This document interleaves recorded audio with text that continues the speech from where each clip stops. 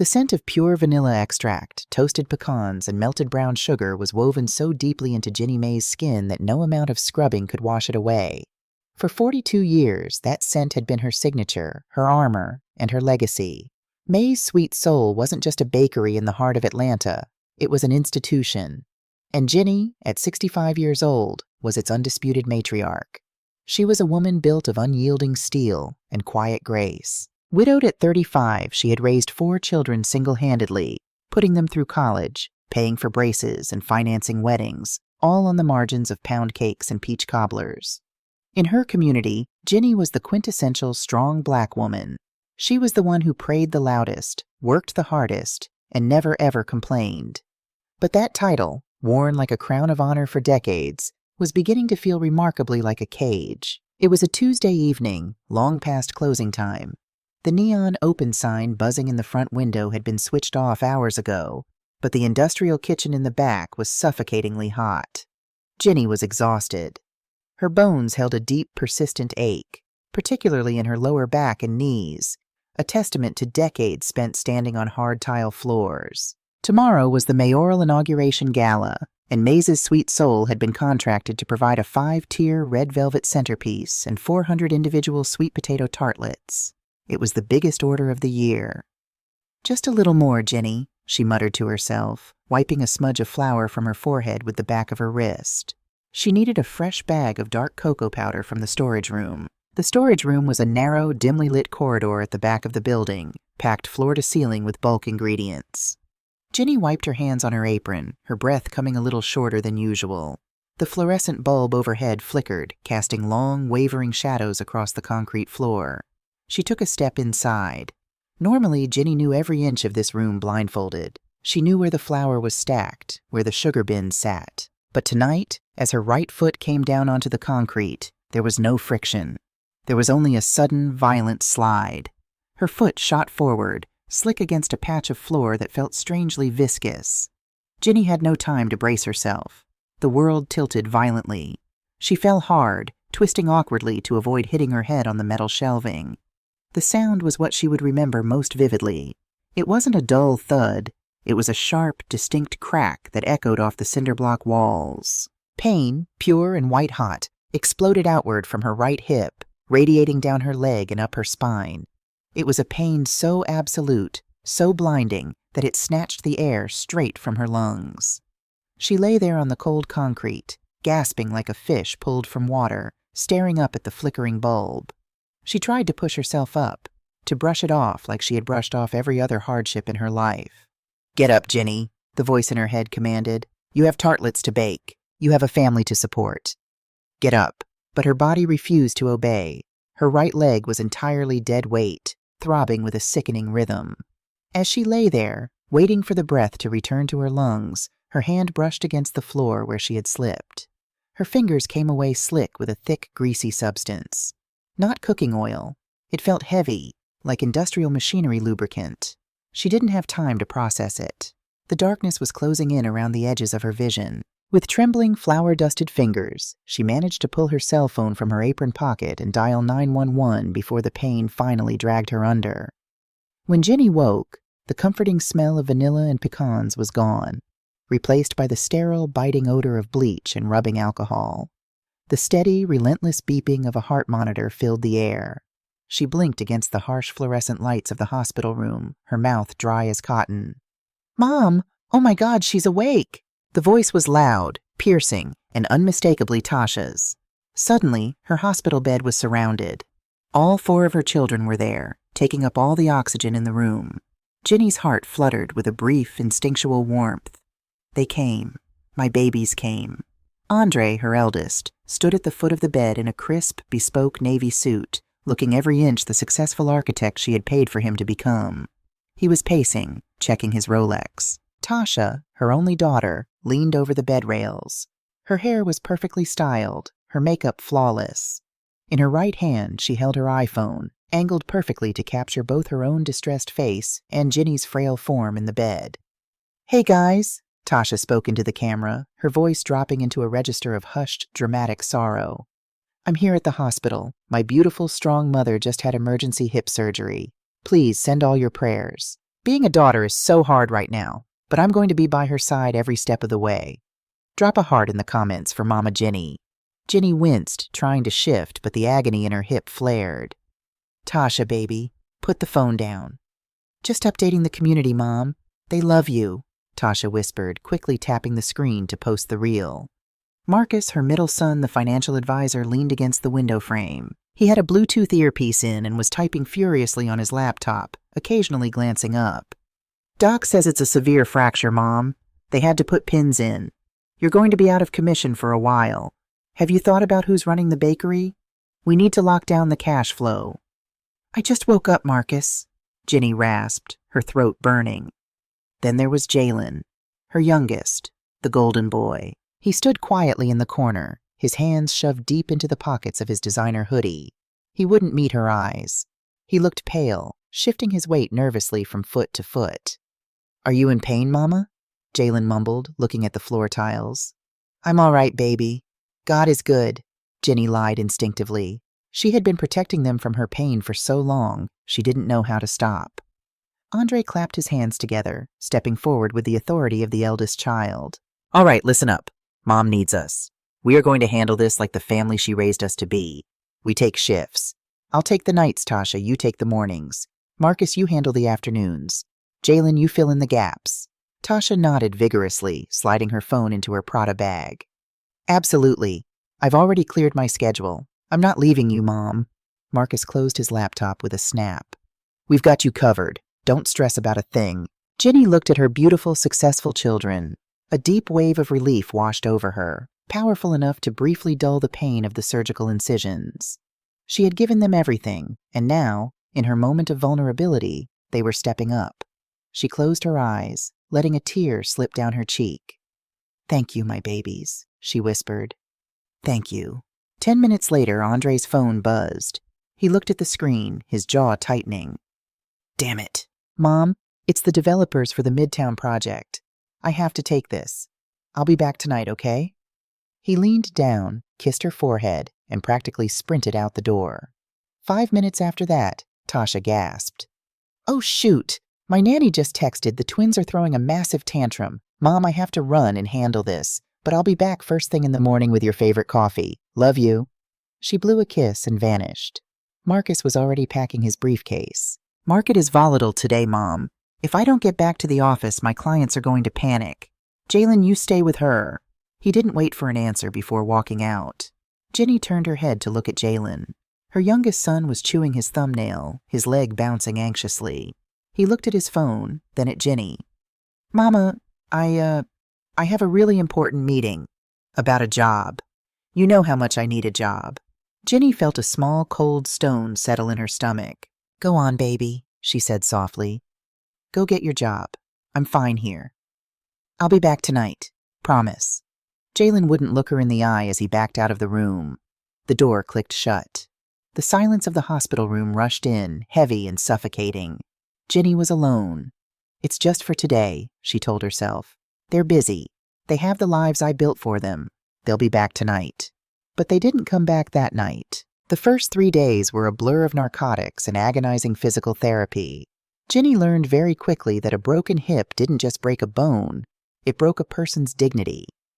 The woman who could effortlessly orchestrate a kitchen of 10 staff members now had to ring a plastic bell to ask a stranger to help her use the bathroom. She kept her phone on the tray table, plugged into the wall, staring at the blank screen. On day 3, she sent a group text. Feeling a bit better today. Could use some clean clothes if anyone has time. 3 hours later, her phone chimed. It was Andre. So glad you're recovering, Mom, swamped with this pitch, sending a courier with some pajamas from Macy's. Love you. A courier, not a visit. A courier. Tasha replied next.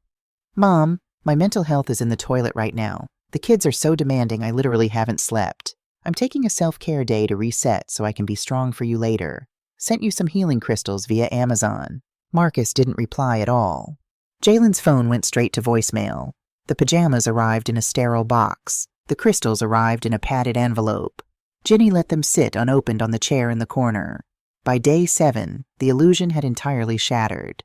The hospital food was a parade of indignities: watery oatmeal, unseasoned chicken, lukewarm tea.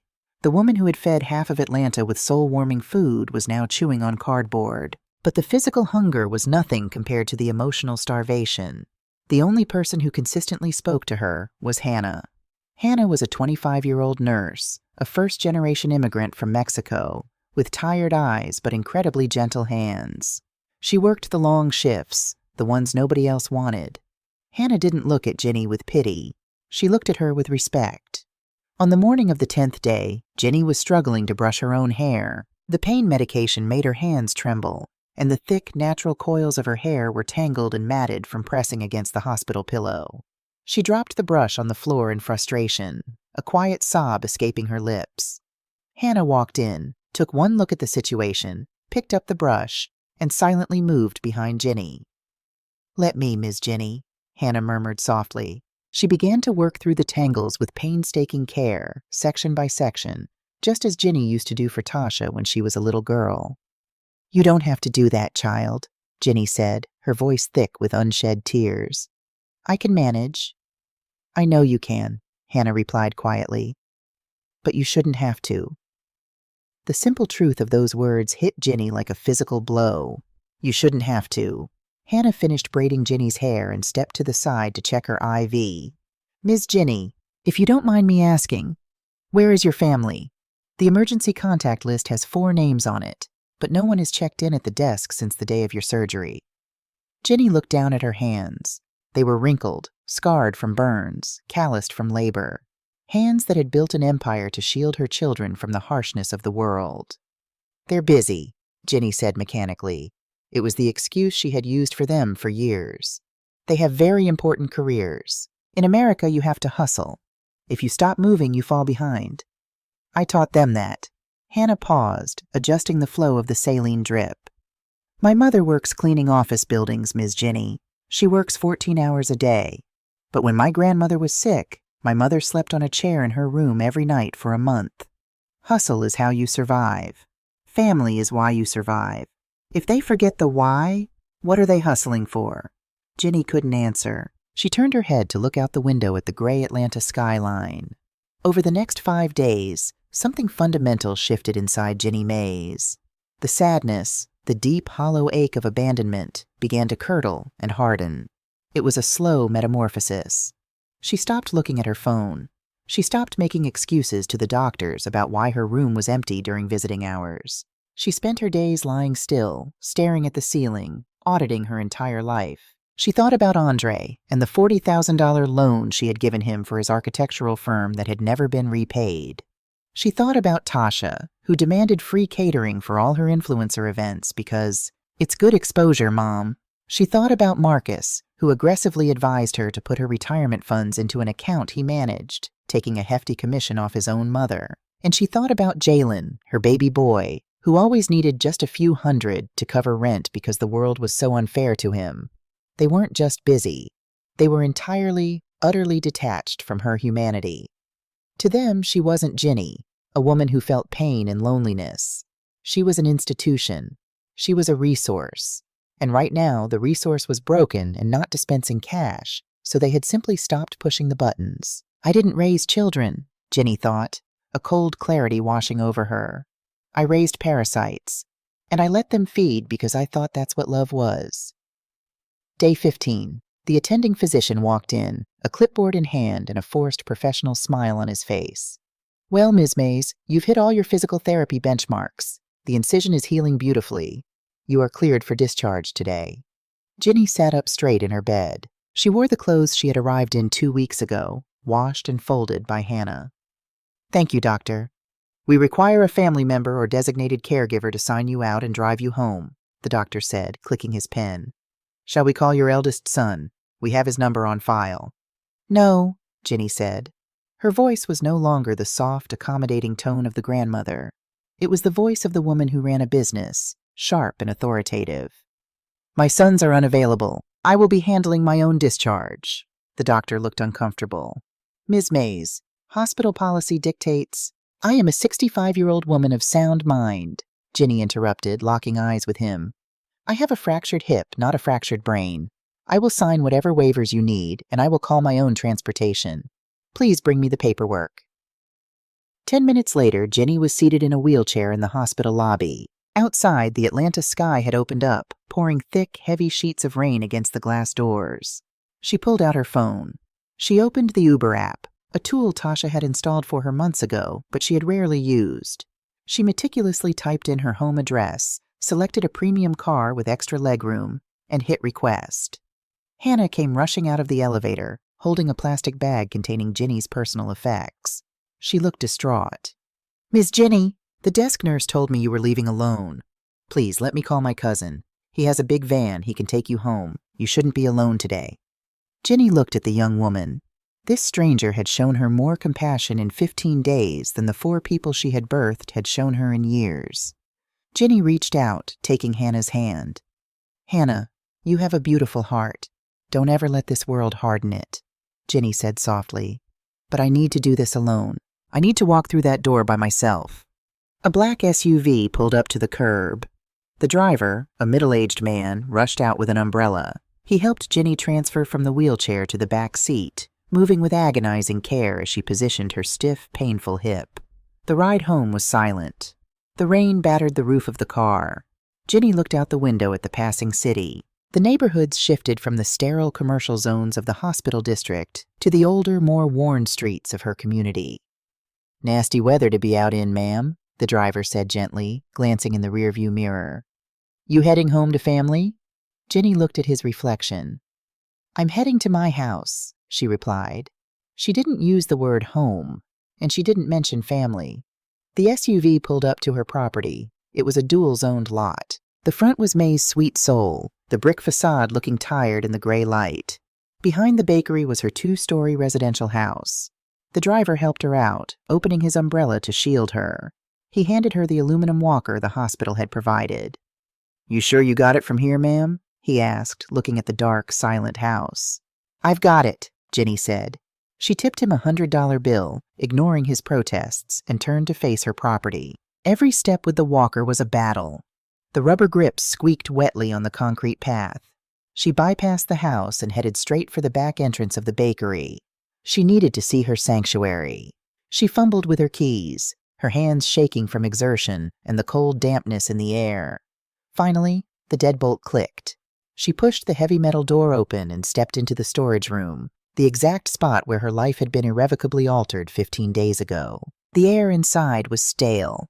The smell of rotting perishables, the dairy that had gone bad, the unbaked dough that had soured, hung heavy in the room.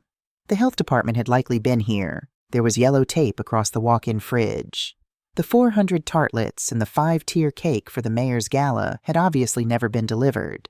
Her reputation, painstakingly built over 40 years, was in ruins. Jenny flipped the light switch.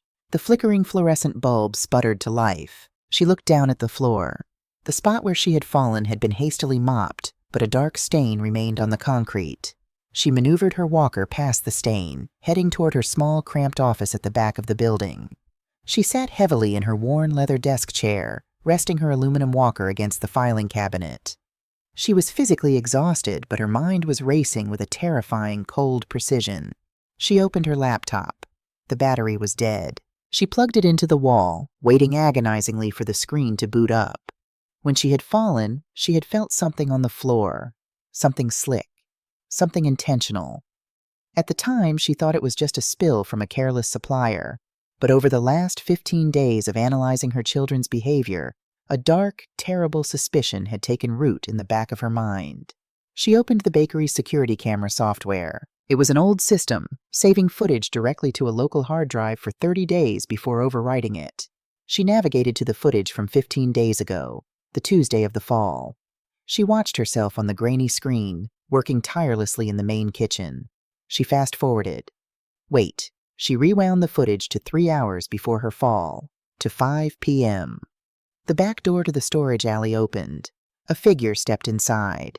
Jenny's breath hitched in her throat. She leaned closer to the monitor, her heart pounding a frantic rhythm against her ribs. It was Jalen, her youngest son, the boy she had protected the most. He was wearing his designer hoodie, the hood pulled up, looking paranoid as he glanced over his shoulder. On the screen, Jalen walked over to the exact spot where Jenny kept the bulk ingredients. He reached into his pocket and pulled out a plastic bottle. It looked like the industrial food-grade mechanical lubricant they used for the large dough mixers. With calculated, deliberate motions, Jalen squirted a large puddle of the clear, slick liquid directly onto the walking path. He used his shoe to smear it around, ensuring it spread across the concrete, making it invisible under the flickering light, but lethally slippery. Then he tossed the empty bottle into a nearby trash can and slipped out the back door. Ginny hit pause. The image of her son setting a trap for his own mother was frozen on the screen. Why? The question screamed in her mind. Why would Jalen do this? She opened a new tab on her browser and logged into the bakery's business insurance portal. She clicked on recent claims. There it was, filed on the Wednesday after her fall. A massive liability and business interruption claim, citing a hazardous workplace accident resulting in severe owner injury. The payout was requested to be expedited, and the contact person listed for the payout? Jalen Mays, designated operations manager, a title he had never held. The puzzle pieces snapped together with sickening clarity. Jalen was in deep financial trouble. The job interview he had lied about in the hospital was likely a meeting with a loan shark or a bookie. He needed a massive influx of cash, fast. And he knew the bakery's insurance policy had $1 million liability clause. He hadn't just been hoping for a minor accident. To trigger a maximum payout, he needed a catastrophic injury. He had broken his mother's hip on purpose to cash a check. And the others? Andre, Tasha, Marcus? They might not have poured the oil, but they had certainly poured the gasoline on the fire of her abandonment. They had left her to rot while Jalen tried to cash in on her broken bones. Ginny sat in the silence of her ruined bakery. She did not cry.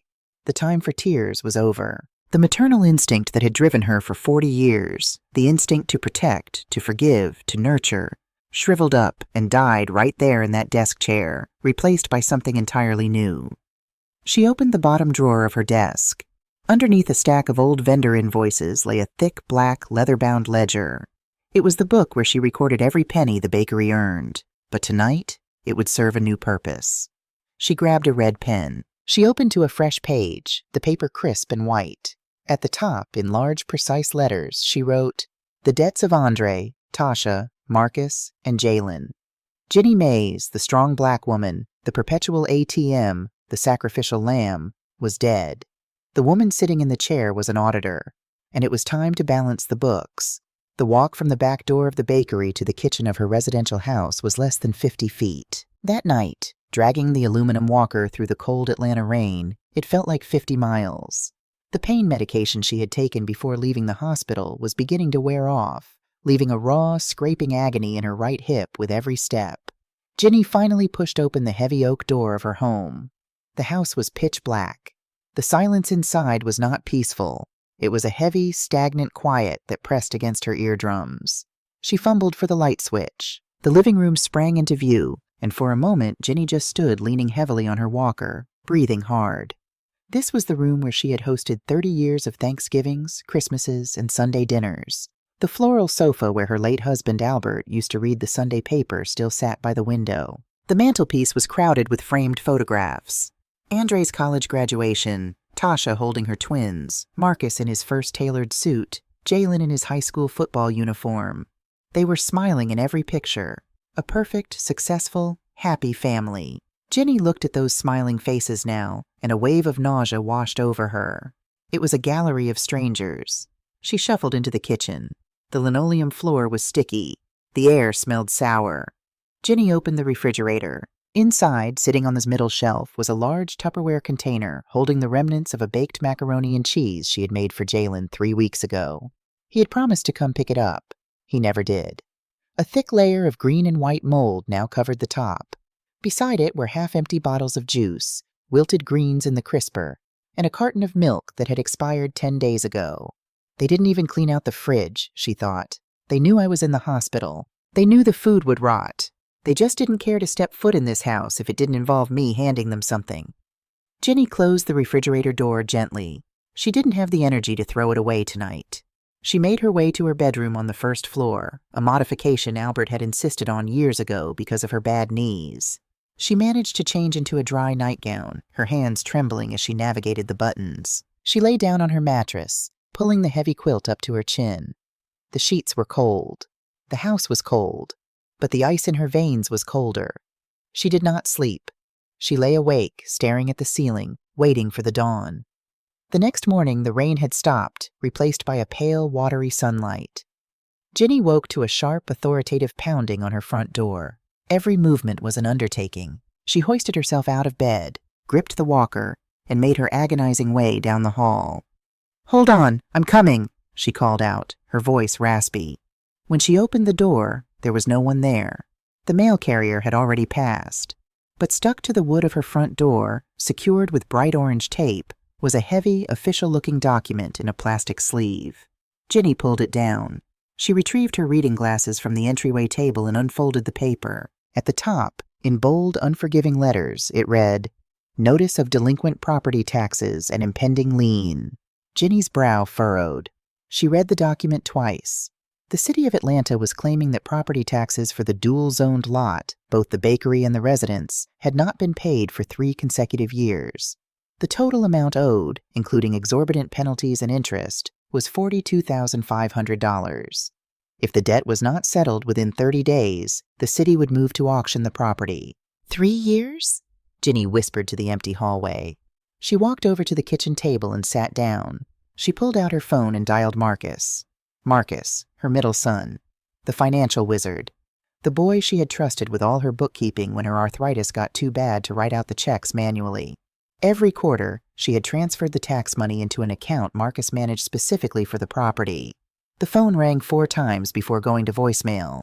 "Hey, it's Marcus. I'm likely making my clients richer right now. Leave a message and I'll get back to you when the market closes." Ginny didn't leave a message. She didn't need to. The pieces were falling into place with devastating speed. Marcus hadn't forgotten to pay the taxes. He had diverted the funds. He had taken her hard-earned bakery money, meant to secure the roof over her head, and used it to float his own investments, or pay off his own debts, or maintain the illusion of his high-rolling lifestyle. He had gambled with her home, just as Jalen had gambled with her physical safety. Ginny placed the orange notice flat on the table right next to the black leather ledger she had brought in from the bakery the night before. The list of betrayals was growing, shifting from emotional abandonment to calculated financial abuse. At noon, there was another knock at the door. This time, it wasn't the city. Ginny opened the door to find Arthur Miller standing on her porch. "Mr." Miller was a tall, distinguished black man in his late 70s, leaning slightly on a silver-tipped cane. He wore a perfectly tailored gray suit, a fedora, and an expression of deep, abiding respect. He had been Albert's best friend and the family's attorney for 4 decades. "Arthur," Ginny said, her voice softening just a fraction. "Ginny, Lord have mercy, look at you," Mr. Miller said, his eyes tracing the lines of exhaustion on her face and the walker she gripped. "I only heard about the surgery 2 days ago. I tried calling the kids to find out which hospital you were at, but..." He paused, his jaw tightening. "They were remarkably unhelpful." "Come in, Arthur. Let me put some water on for tea." "You sit down, Ginny. I know where the kettle is," he said gently, stepping inside and taking off his hat. 10 minutes later, they were seated at the kitchen table, the orange tax notice glaring at them from between 2 steaming mugs of chamomile tea. "Mr." Miller looked at the notice, sighed heavily, and pulled a thick manila folder from his leather briefcase. "I saw the notice posted on the bakery door when I drove up. I assume Marcus was handling these?" "Handling is one word for it," Ginny said, her tone devoid of emotion. "Stealing is another." Mr. Miller nodded slowly. He didn't look surprised. "Ginny, I'm going to be straight with you. I didn't just come here to check on your hip. I came because the situation in this neighborhood has reached a boiling point, and we need to make some decisions." He opened the folder and spread out a series of maps and glossy architectural renderings. "You know how the area has been changing," Mr. Miller began. Ginny knew all too well. The historic, working-class black neighborhood she had lived in for 40 years was being aggressively gentrified. The mom-and-pop shops down the street had been replaced by artisanal coffee roasters and expensive yoga studios. Property taxes were skyrocketing, pushing the old residents out. For the last 2 years, a consortium of developers, backed by a major West Coast tech firm, has been buying up every block in this quadrant, Mr. Miller explained, tapping his pen on the map. They are building a massive tech campus, high-rise offices, luxury condos, retail spaces. But there's a problem with their blueprint. He pointed to a small red square right in the center of the proposed development. It was Ginny's lot. "Your property," Mr. Miller said, looking her in the eye. "You are the anchor. You sit right on the corner of the two main arterial roads they need for the primary entrance. They cannot build the complex as designed without your land. You are the final holdout." Ginny stared at the map. "They've sent letters before, offers for $1 million, maybe $2 million. I always threw them away. This bakery was Albert's dream. This house is where my children took their first steps." "They aren't offering $2 million anymore, Ginny," Mr. Miller said softly. He pulled a formal, watermarked letter from the back of the folder and slid it across the table. "This arrived at my office yesterday. It is their final absolute best offer before they are forced to radically redesign the project." Ginny put on her reading glasses. She looked at the number at the bottom of the page. She blinked, took her glasses off, cleaned them on her nightgown, and put them back on. The number did not change. $22,500,000. $22.5 million. The silence in the kitchen was profound. Ginny didn't gasp. She didn't faint. She simply stared at the zeros, feeling a strange, hollow sensation in her chest. For 40 years she had stressed over the price of flour, the cost of a new oven element, the electric bill. She had ruined her knees and broken her hip for pennies. And all along she had been sleeping on a gold mine. "Arthur," she whispered, "is this real?" "It is as real as gravity, Ginny. The money would be in escrow within 7 days of signing. You could pay off that tax lien with pocket change. You could buy a penthouse in Buckhead. You could hire the best private physical therapists in the country." Mr. Miller paused, leaning in. "But I know you. I know you'll want to think about what this means for the children. That's a lot of generational wealth." At the word children, Ginny's eyes snapped up from the paper. The hollow feeling vanished, replaced by the searing, white-hot clarity she had found in the bakery's security footage. "Arthur," Ginny said, her voice dropping an octave, carrying the weight of a judge rendering a verdict. "Do my children know about this offer?" "No," Mr. Miller said. "All correspondence has come exclusively through my firm. I haven't spoken to them." "Good. Keep it that way." Ginny slid the $22 million offer to the side and pulled the black ledger to the center of the table. She opened it to the fresh page she had started the night before. "I am not selling. Not yet. Before I make a single move with that kind of money, I need to know exactly how much I have already spent on them." Mr. Miller looked at the ledger, then at Ginny's face. He saw the steel in her eyes. He had known her for 40 years, but he had never seen her look quite like this. She looked dangerous. "Tell me what you need, Ginny." "I need you to pull the financial records for the bakery and my personal accounts for the last 10 years, Ginny commanded. "Everything. Every wire transfer, every cleared check, every credit card statement. I want to know where every dime went."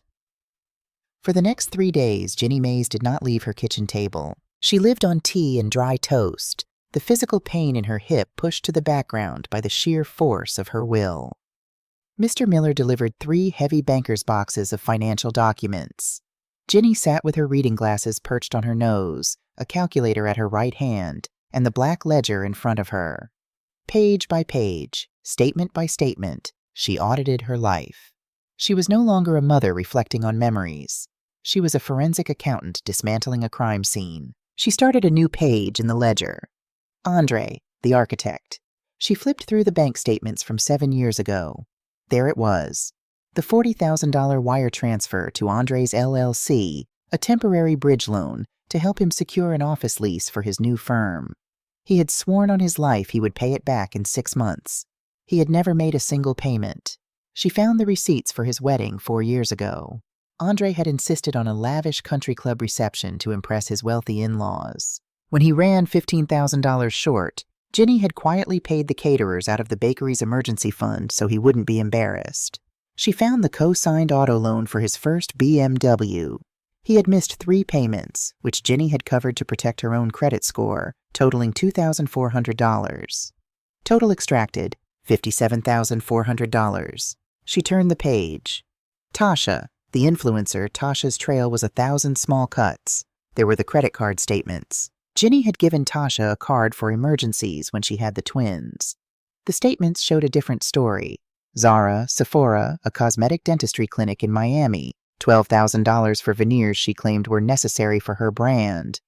Luxury hotel charges in Tulum. There were the bakery expenses. For 3 years, Tasha had demanded custom cakes and catering for every baby shower, birthday, and influencer networking event she threw. Ginny calculated the retail cost of those goods, plus the labor of her staff.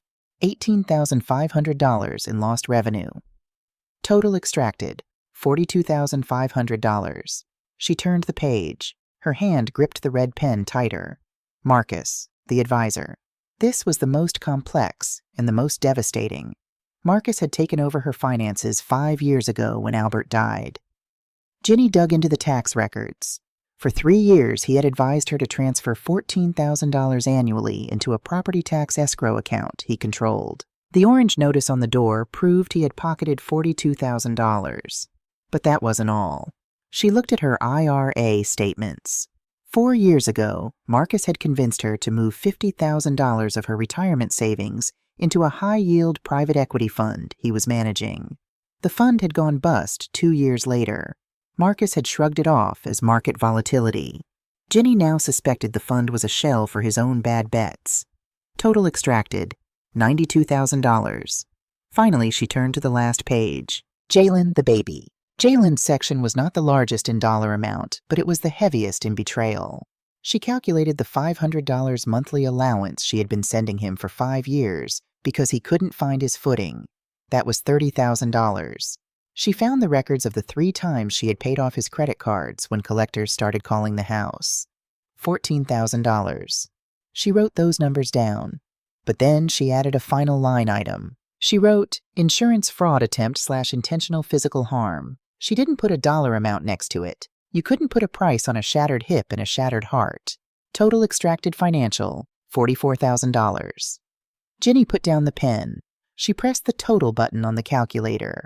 Over the past decade, her 4 children had extracted exactly $235,900 from her directly. And that didn't include the millions she had spent raising them, educating them, and clothing them. They had taken nearly $250,000 of her blood, sweat, and flour-dusted tears.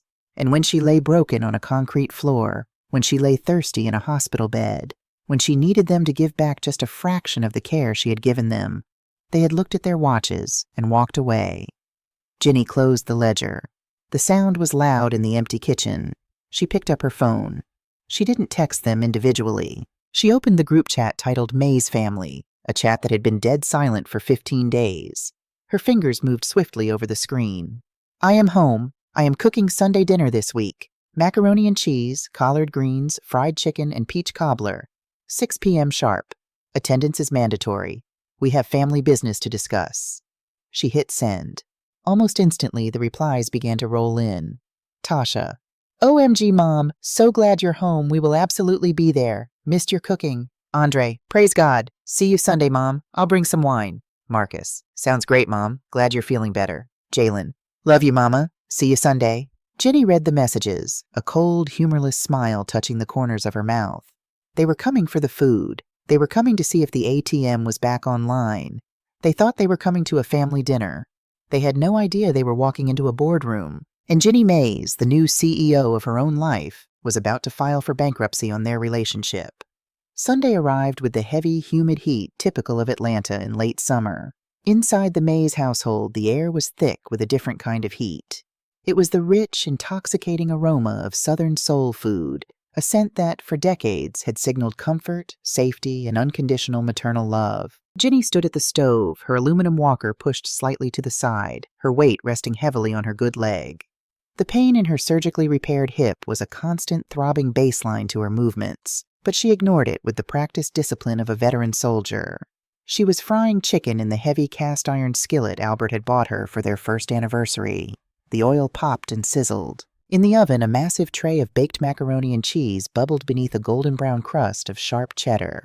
A pot of collard greens, slow simmered with smoked turkey wings, sat on the back burner. It was a feast. It was exactly the meal she had cooked for every major family celebration, every apology, every homecoming. It was the bait. At 5:45 p.m., Ginny meticulously set the large dining room table. She didn't use the fine china. She used the everyday plates, placing them carefully over the protective plastic tablecloth. At the head of the table, her usual spot, she placed the black leather ledger. She covered it with a folded cloth napkin. Beside it, she placed a small, discreet remote control that linked her laptop to the massive flat-screen television mounted on the living room wall, visible from the dining table. At exactly 6 p.m., the doorbell rang. It didn't just ring once. It chimed in a rapid, cheerful succession. Tasha. Jenny took a deep breath, smoothing her apron over her conservative navy blue dress. She gripped her walker and made her way to the front door. As she pulled it open, the entryway was instantly flooded with noise, expensive cologne, and the bright, blinding glare of a portable ring light. "Hey guys, we are live," Tasha was saying into her phone, mounted on a sleek gimbal. She spun the camera to frame herself and Jenny. "Look who's back on her feet, my beautiful mama. We are having a traditional Sunday dinner to celebrate her coming home from the hospital. Say hi to the vlog, Mom." "Hello," Jenny said, her voice flat, staring directly into the lens. "She's still recovering, so we're keeping it low-key," Tasha whispered conspiratorially to her audience, stepping inside. She wore a pristine white linen jumpsuit that clearly had no intention of coming near a kitchen sink. Behind her came Andre, looking sharp in a tailored blazer, carrying a bottle of wine that Jenny knew cost more than her weekly grocery budget. Marcus followed, tapping frantically on his smartwatch. Finally, Jalen stepped through the door. He looked haggard, dark circles bruising the skin under his eyes, his gaze darting nervously around the room. But there was a fifth person, a white man in his late 40s wearing a beige suit and a soft, non-threatening smile, stepped over the threshold. He carried a leather briefcase. "Mom," Andre said, stepping forward to kiss her cheek. His aftershave smelled like expensive gin and lies. "It smells amazing in here. I hope you don't mind, I brought a friend. This is Dr. Evans. He's a specialist I've been consulting with, and he just happened to be in town. I told him nobody cooks like you." Jenny looked at Dr. Evans. She saw the calculating gleam behind his polite smile. She didn't need a medical degree to know he wasn't here for the fried chicken. "Welcome, Dr. Evans," Jenny said evenly. "There is always enough food in this house. Please, everyone, go sit down. Dinner is ready." They gathered around the table, the siblings falling into their childhood seating arrangements out of sheer habit. Dr. Evans sat to Andre's right. Tasha set up her phone on a small tripod at the end of the table, keeping the live stream running. "Just capturing the memories," she chirped, noting Jenny's stare. "My followers have been praying for you so hard, Mom. They want to see you're okay." "Let them watch, then," Jenny said quietly. She took her seat at the head of the table. Jenny did not serve them. For the first time in their lives, they had to pass the heavy platters themselves. The clinking of silverware against porcelain filled the room, punctuated by forced, overly bright conversation. "This chicken is incredible, Mrs. Mays," Dr. Evans said, taking a delicate bite. "Andre tells me you used to run a bakery?" "I still do," Jenny corrected him. "Well," Marcus interjected, clearing his throat and adjusting his tie. "About that, Mom. We've been talking, all of us." The fake cheer evaporated from the room, replaced by a sudden, heavy tension. Andre set down his fork. Tasha subtly adjusted the angle of her phone camera to capture the entire table. Jalen kept his eyes glued to his macaroni. "Mom, we love you," Andre began, using his best architect pitching a client voice. "But the last few weeks have been a wake-up call for this family. You living alone in this big house, working in that dangerous kitchen. It's not safe anymore. The fall proved that." "I see," Jenny said, her hands resting calmly in her lap over the hidden ledger. "And what is your proposed solution, Andre?" "We want what's best for you," Tasha chimed in, leaning forward so her concerned face caught the ring light perfectly. "You've sacrificed so much for us. It's time you rested. Be treated like a queen." Andre nodded to Dr. Evans. The doctor opened his briefcase and pulled out a glossy brochure, sliding it across the plastic tablecloth toward Jenny. "Mrs. Mays," Dr. Evans said in a tone one might use with a toddler, "I represent Shady Pines Assisted Living. It's a wonderful, secure facility. 24-hour nursing care, bingo nights, water aerobics. Andre asked me to evaluate your living situation, and frankly, looking at your mobility, I would strongly recommend a transition." Marcus pulled a stack of legal documents from his own jacket pocket. "We've already drawn up the paperwork, Mom. It's a power of attorney and a medical proxy. It just gives me and Andre the legal right to handle your affairs. We'll sell this property, Sell the bakery and use the funds to pay for your care at Shady Pines. You won't have to worry about a single bill ever again." Ginny looked at the documents. She looked at the glossy brochure. Then she looked at Tasha's phone.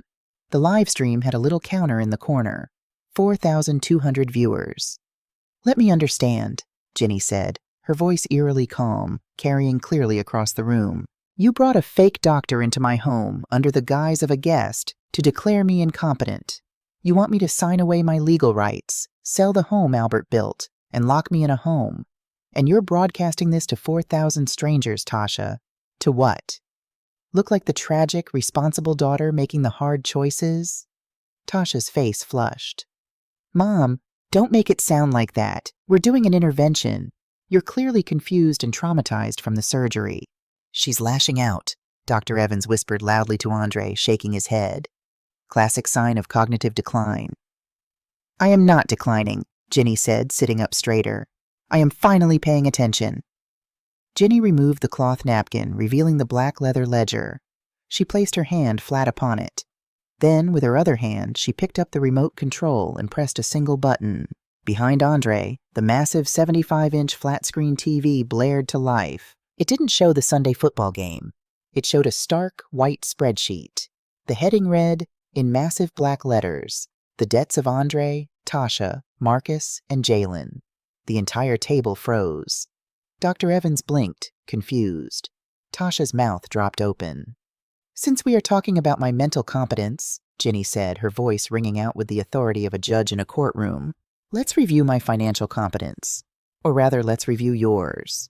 She pressed a button on the remote. The screen zoomed in on the first column. "Andre," Ginny said. Andre turned around, looking at the screen. His jaw tightened. "7 years ago, I wired your LLC $40,000 as a bridge loan," Ginny read aloud, the corresponding bank statements flashing on the screen behind him as undeniable proof. "You never repaid a dime. 4 years ago, I paid $15,000 to your wedding caterer because you bounced a check. $2,400 in missed car payments. You want to sell my house to fund my care? No, Andre. You want to sell my house to pay off the massive debts you're hiding from your wife." "Mom, turn that off," Andre commanded, his face turning an ugly shade of red. He stood up, reaching for the TV. "Sit down," Ginny roared. The sheer force of her voice hit him like a physical blow. Andre, a grown man, instinctively dropped back into his chair. "Tasha," Ginny turned her gaze to her daughter. Tasha scrambled to grab her phone, realizing the camera was capturing the giant spreadsheet of her own failures. But she fumbled, knocking the tripod over. The phone clattered to the floor, the camera angle now pointing awkwardly up at the TV screen, the microphone still perfectly picking up every word. The viewer count shot up to 10,000. $12,000 for cosmetic dentistry, Ginny read ruthlessly, the receipts flashing on the screen. $18,500 in stolen labor and inventory from my bakery for your influencer events. You claim to be a self-made boss on the internet, Tasha. Tell your followers the truth. Your empire was built by stealing flour and sugar from an old woman's kitchen." Tasha burst into tears. Real ones this time, not for the camera. "Mom, please. You're ruining my brand." "Your brand is a lie," Ginny said coldly. She turned to Marcus. Marcus was already sweating, his eyes darting toward the front door. "Marcus, the financial advisor," Ginny said, the sarcasm dripping from the title. "The man who wants power of attorney. Let's look at your portfolio." The screen shifted. The orange tax notice from the city of Atlanta filled the 75-inch display. $42,000 in property taxes, Ginny stated, her eyes boring into him. "Money I gave you in good faith, which you pocketed, and $50,000 from my IRA dumped into a shell company you managed that conveniently went bankrupt. You didn't come here to protect me from falling, Marcus. You came here to protect yourself from prison." That's libel," Marcus stammered, his voice cracking. "I can explain the market fluctuations. Explain it to the IRS, Ginny cut him off. She looked at Dr. Evans, who had gone completely pale and was quietly sliding his Shady Pines brochures back into his briefcase. "And you, Doctor," Ginny said, "I suggest you leave my house before I add your name to the lawsuit my attorney is currently drafting for elder abuse and conspiracy to commit fraud." Dr. Evans didn't say a word. He stood up, grabbed his briefcase, and practically sprinted out the front door, leaving the family alone in the wreckage of their intervention. The dining room was dead silent, save for Tasha's muffled sobbing. The fried chicken sat cold on the plates. "You're crazy," Andre finally spat, his pristine facade entirely shattered. "You've lost your absolute mind. You think a few spreadsheets mean anything? We're your children. You owe us." "I owe you nothing," Ginny said softly. "But I have one more thing to share." She pressed the remote again. The spreadsheet vanished. The screen went black. Then a grainy black and white video began to play. Jalen, who had been silent the entire time, suddenly gasped. The color drained completely from his face, leaving him looking like a corpse. On the screen, the security footage from the bakery storage room played. The date and timestamp flashed in the corner. The day of Ginny's fall. The room watched in horrified silence as Jalen walked onto the screen, pulled out the bottle of industrial lubricant, and meticulously squirted it across the concrete floor, smearing it with his shoe. "No," Jalen whispered, shaking his head frantically. "No, Mama, please." "3 days after I fell and shattered my hip," Ginny said, her voice finally breaking with the weight of the heartbreak. "You filed a $1 million liability claim against my insurance. You didn't just abandon me, Jalen. You tried to cripple me. You might have killed me." Andre and Marcus stared at their younger brother in shock. Even among thieves, there was a code. What Jalen had done crossed a line into pure sociopathy. "You did that?" Andre yelled, grabbing Jalen by the collar of his hoodie. "You set her up?" "I needed the money," Jalen screamed, shoving Andre off. "The guys I owe, they were going to kill me, Dre. I didn't mean to hurt her bad, just enough to get the payout." Ginny watched her sons fighting over her broken bones. The last lingering thread of maternal denial snapped. "Enough!" Ginny's voice cracked like a whip. She stood up. She didn't use the walker.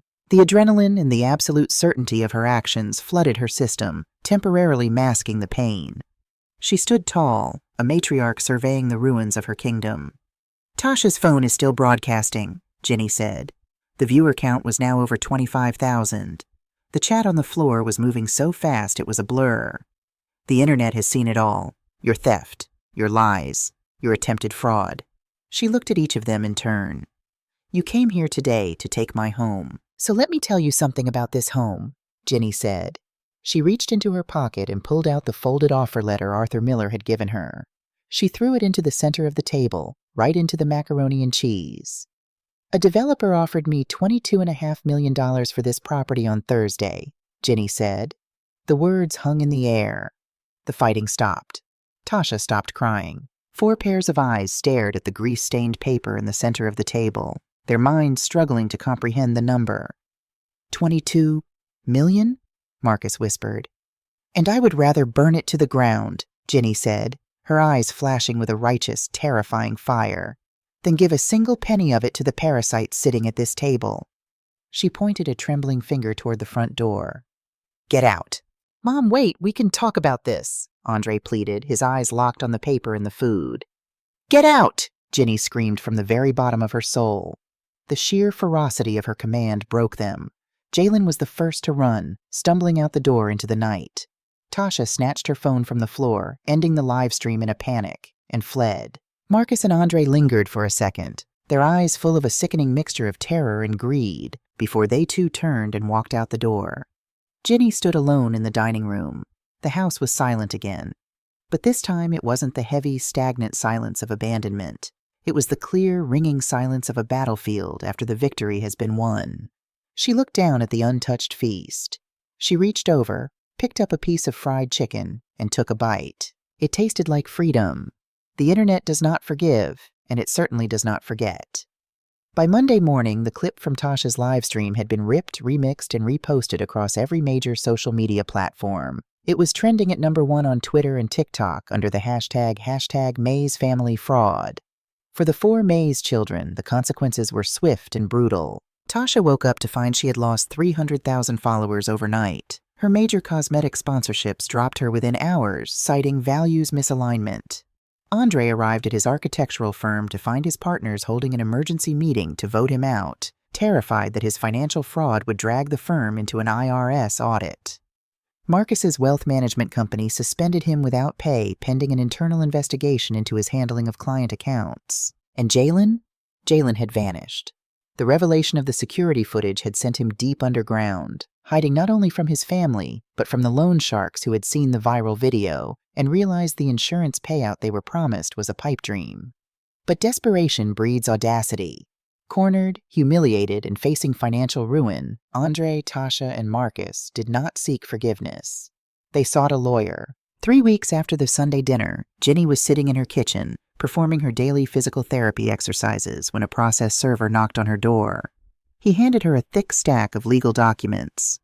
Ginny adjusted her reading glasses. It was an emergency petition for guardianship and conservatorship, filed in the Fulton County Superior Court. Her children were suing her. The petition claimed that Ginny Mays was suffering from severe opioid-induced psychosis and early-onset dementia, exacerbated by surgical trauma. They claimed the security footage of Jalen was artificially altered, a paranoid delusion she had paid someone to fabricate. They requested immediate control over her medical decisions, her bank accounts, and most importantly, the bakery property. Ginny didn't tremble. She didn't cry. She picked up her phone and called Arthur Miller. "Arthur," she said calmly. "They took the bait. Let's go to court." The Fulton County Courthouse was a massive, imposing structure of granite and glass, a place where lives were dissected and judged under the harsh fluorescent lights. Ginny entered courtroom 4B walking with a cane. The aluminum walker had been retired, thanks to hours of grueling self-funded physical therapy. She wore a tailored charcoal gray suit, her silver hair pulled back into a dignified chignon. Arthur Miller walked beside her, his leather briefcase in hand, looking like a battle-hardened general. Across the aisle sat Andre, Tasha, and Marcus. They looked polished, wearing their best conservative clothing, playing the roles of the heartbroken, concerned children. Beside them sat their attorney, a slick, aggressive litigator named Vance Harrington, known for tearing elderly witnesses apart on the stand. Judge Eleanor Vance, a no-nonsense woman in her 60s, called the court to order. Harrington opened his case with a theatrical display of sorrow. "Your Honor, this is a tragedy. We are here today because 3 loving children are watching their mother lose her mind.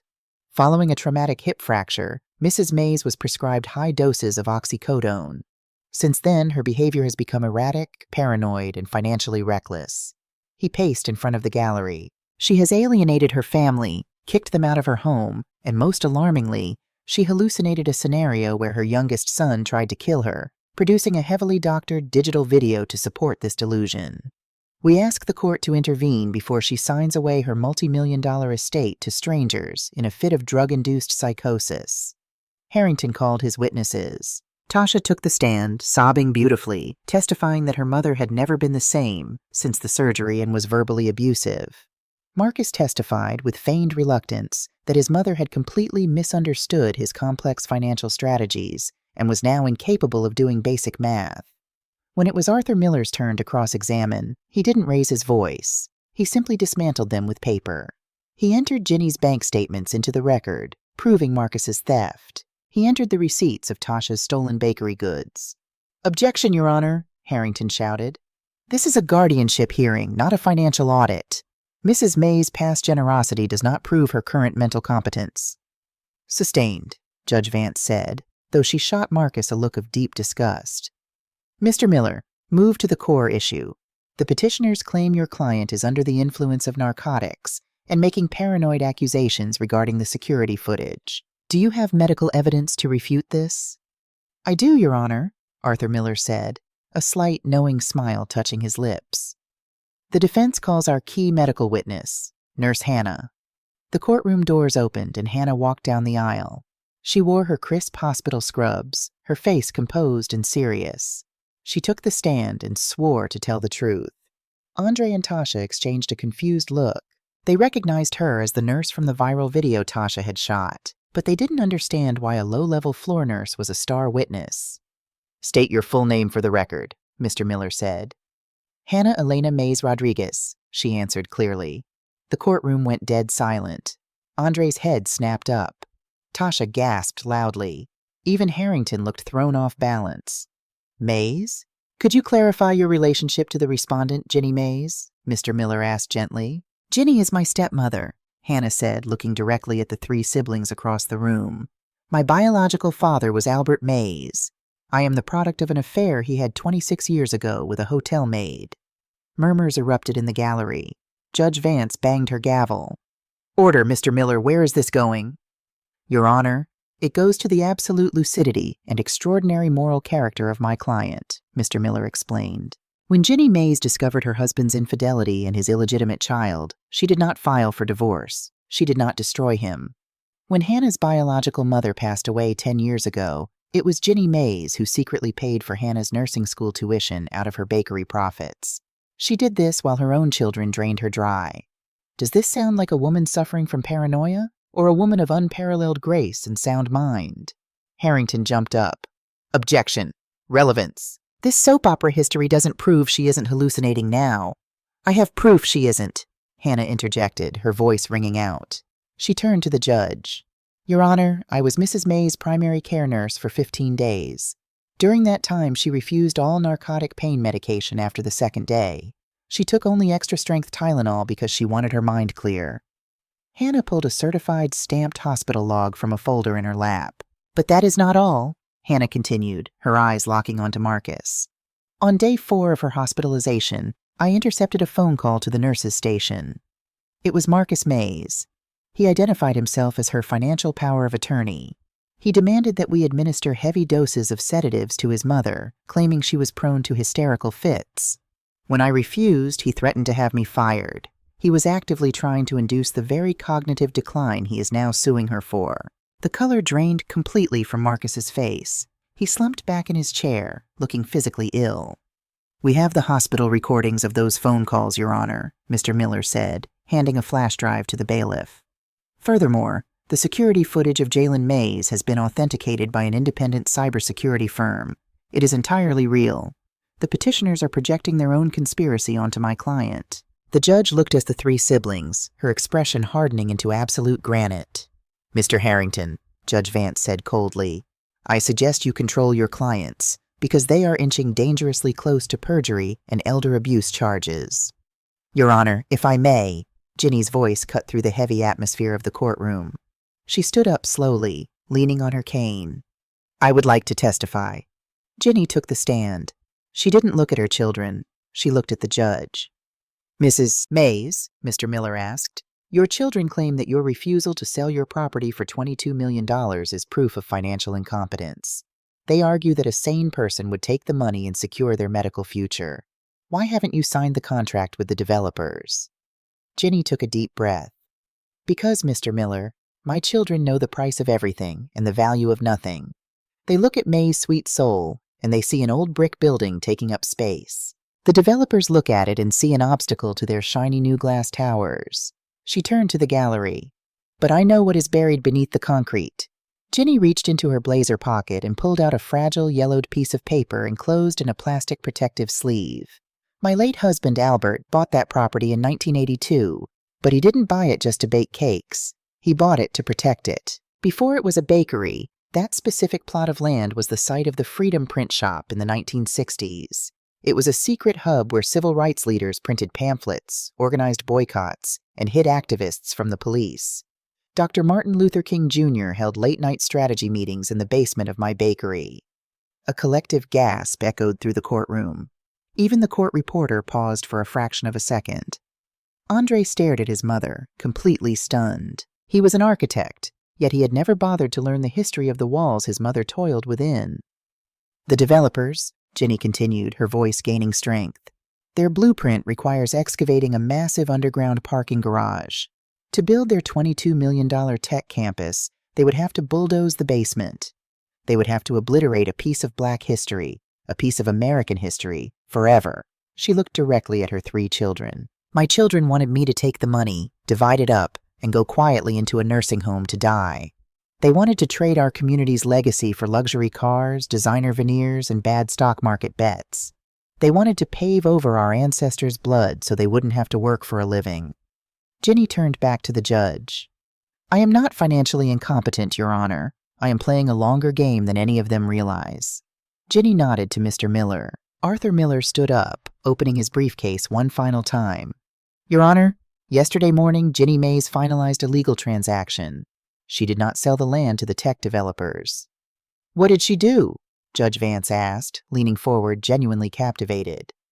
She registered the property as a protected state historical landmark, Mr. Miller announced. She placed the deed into an irrevocable nonprofit trust, the Mays Heritage Foundation. The tech developers, realizing they could no longer bulldoze the site, were forced to negotiate. Ginny Mays sold them the air rights above the property for $15 million, allowing them to build an architectural bridge over the bakery. But the land, the bakery, and the historic basement remained completely untouched, owned by the foundation in perpetuity. Andre buried his face in his hands. He knew what an irrevocable trust meant.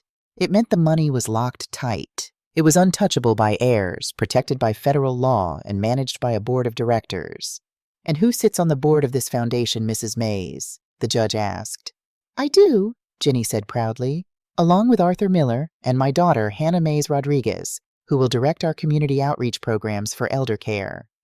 Ginny looked at her 3 biological children sitting at the petitioner's table. They looked small. They looked broken. They had tried to trap her in a cage of incompetence, and instead she had built a fortress they could never breach. "I gave my children everything I had for 40 years, Ginny said quietly to the courtroom. "I gave them my knees, my back, my youth, and my money. I loved them so much I nearly let them destroy me. But you cannot buy a person's character, Your Honor. You can only reveal it. They revealed theirs. And today, I am revealing mine." Judge Vance didn't even need to deliberate. She slammed her gavel down with thunderous finality. "This petition is not only denied, it is dismissed with extreme prejudice," Judge Vance declared, her voice echoing off the wood-paneled walls. "Furthermore, I am forwarding the transcripts of this hearing, along with the audio recordings provided by Nurse Hannah, to the district attorney's office to investigate Marcus Mays for medical tampering and Jalen Mays for insurance fraud. You are adjourned." The courtroom erupted. Reporters who had snuck in due to the viral nature of the case rushed the aisle. Ginny didn't answer their questions. She stepped down from the witness stand, leaning on her cane, and linked her arm through Hannah's. Together, the baker and the nurse walked down the center aisle, passing Andre, Tasha, and Marcus without a single backward glance. The heavy wooden doors of the courtroom swung open, letting in the bright, unfiltered light of the Atlanta afternoon. Ginny Mays walked into the sun, leaving the shadows of her past behind her. The ledger was finally balanced. In the immediate aftermath of Judge Vance's ruling, the silence from the 4 Mays children was absolute. It wasn't a respectful silence. It was the paralyzed hush of an army that had just realized they marched into an ambush without any ammunition. For decades, they had operated under the assumption that maternal love was an infinite, unconditional resource, a well they could poison and still drink from whenever they pleased. But Ginny had not only cut off the water supply, she had paved over the well. The consequences of their exposure did not arrive all at once. They unspooled slowly, a relentless unraveling of the false lives they had built on their mother's back. Andre, the architect of the family's intervention, watched his own life's blueprints catch fire. The day after the trial, his partners at the architectural firm invoked a morals and fraud clause in his contract. He was forced out, stripped of his equity to cover the potential liabilities his hidden debts had created. When the news of the $40,000 bridge loan he stole from his mother hit the local Atlanta business blogs, his wealthy father-in-law stepped in. Andre's wife filed for divorce by the end of the month, citing irreconcilable financial infidelity. The man who had worn bespoke suits to try and lock his mother in a nursing home was now sleeping on a friend's leather sofa, drowning in legal fees and alimony. Tasha tried to fight the internet, which is a war no one ever wins. A week after the trial, she posted a 40-minute tear-streaked apology video. CAC. She attempted to pivot her brand, claiming she was the victim of generational toxic parenting and that her mother's retaliation was narcissistic abuse. The internet responded with ruthless precision. Video essayists analyzed her body language, calling out her fake tears. Former bakery employees came forward, corroborating Ginny's claims of Tasha treating the staff like unpaid servants. Tasha's engagement plummeted into the negative. Stripped of her sponsorships and unable to afford her lifestyle, she was forced to sell her sprawling suburban home and take a job managing the social media accounts for a regional chain of discount auto parts stores. There were no ring lights in her new cubicle. Marcus faced the sharpest edge of the law. Armed with the hospital recordings provided by Nurse Hannah and the financial discrepancies Arthur Miller handed over, the district attorney's office opened a formal investigation. The SEC followed shortly after. Marcus's wealth management license was suspended indefinitely. To avoid a lengthy prison sentence for elder financial abuse and attempted medical tampering, Marcus accepted a brutal plea deal. He was ordered to pay full restitution to his mother, every penny of the $92,000 he had siphoned, plus interest, and was sentenced to 5 years of strict probation, which included 3,000 hours of community service at a low-income senior center. He was forced to look into the eyes of the vulnerable elderly every single day, a constant reminder of the woman he had tried to destroy. And then there was Jalen. Jalen had run, but he couldn't hide from his own desperation. 2 months after the Sunday dinner, he was arrested outside a pawn shop in Cobb County, trying to sell a stolen laptop. Because of the viral security footage, the police immediately connected him to the pending insurance fraud investigation at Maze's Sweet Soul. When Jalen's arraignment date arrived, Ginny was sitting in the back row of the courtroom. She wore a simple beige trench coat, leaning on a stylish wooden cane that she rarely even needed anymore. Jalen, wearing an Orange County jumpsuit, his hands cuffed at his waist, turned and saw her. His eyes filled with immediate, desperate hope. He mouthed the word, "Mama." He thought she was there to bail him out. He thought the sight of her baby boy in chains would finally break her resolve. When the judge asked if the victim, Ginny Maze, wished to make a statement regarding bail, Ginny stood up. The courtroom was quiet. "Your Honor," Ginny said, her voice clear and unwavering, "I love my son. I will always love him. But love does not mean shielding a grown man from the consequences of his actions. For 35 years, I was his safety net, and he used it to try and hang me. If you release him, he will not learn. I request that bail be denied, and that he face the full weight of his choices." Jalen let out a choked, devastated sob. The judge nodded, striking the gavel. Bail denied. As Jalen was led away by the bailiffs, he looked back at his mother one last time. Ginny didn't look away. She held his gaze, offering no anger, no malice, and no rescue. She offered only the cold, hard truth of accountability. It was the most profound act of parenting she had ever performed. 18 months passed. The corner lot where May's Sweet Soul stood had been transformed into something that defied logic and gravity. True to the agreement Arthur Miller had brokered, the West Coast tech developers had built their monolithic glass and steel campus. But right at the corner, where the main entrance was supposed to be, the architecture took a breathtaking detour. The massive glass towers arched upward and over, creating a stunning futuristic bridge. And nestled securely beneath that multi-million-dollar canopy of modern engineering sat a modest single-story brick building. It looked exactly as it had in 1982, perfectly preserved, defiant, and beautiful.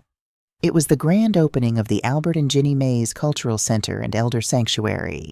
The street was blocked off. The mayor was there, along with local historians, civil rights veterans, and hundreds of members from the community. A brass band played joyful, soaring jazz that echoed off the glass towers above. Ginny Maze stood on a raised stage set up in front of the bakery doors. She was 67 years old, but she looked 10 years younger. The deep lines of perpetual exhaustion had vanished from her face. She wore a vibrant, tailored emerald green suit. She didn't have her cane. She stood entirely on her own 2 feet, her spine steel straight. To her right stood Arthur Miller, smiling proudly. To her left stood Hannah. Hannah was no longer wearing hospital scrubs. She wore a sharp business dress, holding a clipboard. Thanks to the $15 million from the air rights sale, the foundation was fully funded. Hannah had been appointed the executive director of the Sanctuary's outreach program, managing a team of nurses, lawyers, and social workers dedicated to advocating for elderly patients who had been abandoned by their families. Ginny stepped up to the microphone. The crowd hushed, the jazz band fading to a soft, respectful hum. 40 years ago, Ginny began, her voice projecting powerfully across the crowd.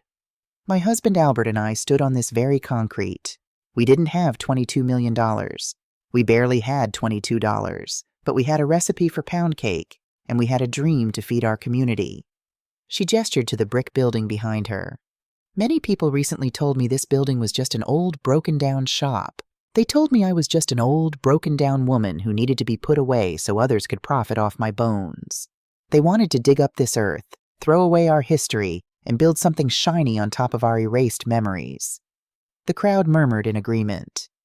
Ginny looked up at the massive glass structure looming protectively over her small bakery. But we do not let people erase us, Jenny declared. We do not let people tell us when our usefulness has expired. This building sits on hallowed ground. In the basement below my ovens, giants of the civil rights movement planned our freedom. And starting today, the floors above that basement will serve a new purpose. She turned to Hannah, taking the younger woman's hand. This center will provide free legal advocacy, medical proxy services, and community for our elders. Because no one, absolutely no one, should ever lie in a hospital bed for 15 days, wondering why the people they gave their life to won't walk through the door. A roar of applause erupted from the crowd. Women in the front row were wiping tears from their eyes. "We are not ATMs," Jenny said, her voice rising over the applause. "We are not stepping stones for the next generation to crush under their boots. We are the foundation, and today we are declaring that the foundation will not crumble." Jenny picked up a pair of oversized golden scissors. With Hannah and Arthur by her side, she sliced through the thick red ribbon draped across the bakery doors. The Albert and Ginnie Mae's Cultural Center was officially open. As the crowd surged forward to tour the historic basement and taste the catered soul food, Ginny stepped back from the podium. She felt a profound, radiant warmth in her chest. For the first time in her life, she wasn't serving out of obligation. She was serving out of purpose. Later that evening, after the crowds had dispersed and the cleaning crew had locked up, Ginny sat alone in the small office at the back of the building. The air smelled faintly of fresh paint and the lingering scent of vanilla. She opened the bottom drawer of the desk. She pulled out the black leather ledger. She placed it on the desk and turned the pages. She looked at the frantic, angry red ink from 18 months ago. She read the names: Andre, Tasha, Marcus, Jalen. She looked at the hundreds of thousands of dollars she had calculated, the proof of her exploitation. Those pages felt like they belonged to another lifetime. They belonged to a woman who was trapped in a cage built of her own unconditional sacrifice. Ginny picked up a thick black marker. She turned to Andre's page. Diagonally across the sheet, she wrote in massive, undeniable letters, "Account closed." She turned the page to Tasha. "Account closed. Marcus. Account closed. Jalen. Account closed." She didn't write it with anger. She wrote it with the serene finality of a banker locking the vault at the end of the day. The debts were not forgiven, but they were released. She was no longer carrying the weight of their failures. She flipped to the very back of the ledger, to the blank, pristine pages. She picked up her favorite blue pen. At the top of the page, she wrote, "The Guardianship Grant." Beside it, she logged the first $500,000 the foundation had allocated to hire pro bono lawyers for abandoned seniors. Below that, she wrote, "The Hannah Mays Rodriguez Nursing Scholarship." She logged a $250,000 endowment for first-generation immigrant women attending nursing school. She was still writing checks. She was still giving her wealth away. But now she was investing in people who valued the water, rather than people who only valued the well. Ginny closed the ledger. She stood up, grabbed her purse, and walked out the back door into the cool Atlanta night. She didn't need to call an Uber. A sleek, chauffeured town car was waiting for her at the curb, ready to take her back to her luxury penthouse overlooking the city. She got into the back seat, looking out the window as the driver pulled away. She left the bakery behind, safe under its glass bridge, a monument to a mother who finally learned how to mother herself. And that concludes the incredible journey of Ginnie Mays. To all the women listening to this, the mothers, the aunts, the grandmothers, the women who have held the weight of the world on your shoulders, hear this clearly. Your love is a gift, not a given. Your bank account, your energy, and your home are your sanctuaries, not a public utility for ungrateful adults. If you find yourself lying in the dark, wondering why the people you broke your back for won't even bring you a glass of water, remember Ginny. Remember that it is never too late to close the account. It is never too late to open the ledger, audit your life, and stop investing in those who leave you bankrupt in spirit. You do not have to be the strong one who suffers in silence. You are allowed to be the strong one who says no. You are allowed to take the power back. Thank you for walking through this story with me. If Ginny's journey resonated with you, if it gave you the courage to set a boundary you've been afraid to set, leave a comment down below. Share your truth. We heal when we realize we aren't walking these hard roads alone. Until next time, take care of yourselves. Protect your peace, balance your books, and never let anyone tell you your time is up. This has been Quiet Family Pain. Goodbye for now.